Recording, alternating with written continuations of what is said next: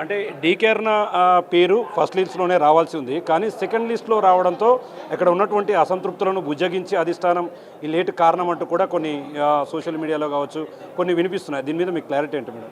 జనరల్గా ఏముంటుంది, టికెట్లు అప్పుడు సరే ఫస్ట్ లిస్ట్లో వచ్చినా సెకండ్ లిస్ట్లో వచ్చినా దాంట్లో ఏమి ఫస్ట్ లిస్ట్లో వస్తే గ్రేట్ అని సెకండ్ లిస్ట్లో వస్తే తక్కువ అనేది కాదు ఇక్కడ అభిప్రాయం.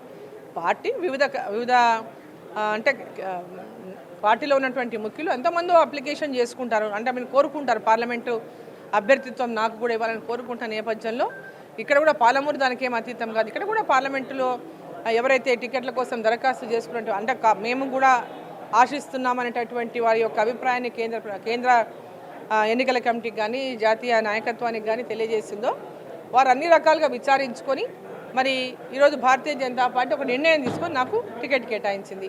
సో ఆశాభావులు అందరూ కూడా ఒకరే ఉంటారు, అన్ని చోట్ల అందరూ అనేక మంది ఆశాభావులు ఉంటారు. అల్టిమేట్గా నిర్ణయించేది పార్టీ కాబట్టి, కేంద్ర ఎన్నికల కమిటీ కాబట్టి, భారతీయ జనతా పార్టీ కేంద్ర ఎన్నికల కమిటీ వారిని నిర్ణయిస్తుంది కాబట్టి ఈరోజు వారు నాకు నిర్ణయించిన నేపథ్యంలో హృదయపూర్వకమైన ధన్యవాదాలు పార్టీకి నేను తెలియజేస్తాను. మేడం, అంటే మరికొంతమంది ఆశపడి భంగపడ్డ వాళ్ళు ఉన్నారు. ఈ పార్లమెంట్ ఎన్నికలకు వాళ్ళని ఏ విధంగా కలుపుకొని పనిచేయబోతున్నారు, వారిని ఏ విధంగా అంటే పార్టీ కోసం పనిచేసే విధంగా ముందుకు వెళ్ళదలుచుకున్నారు?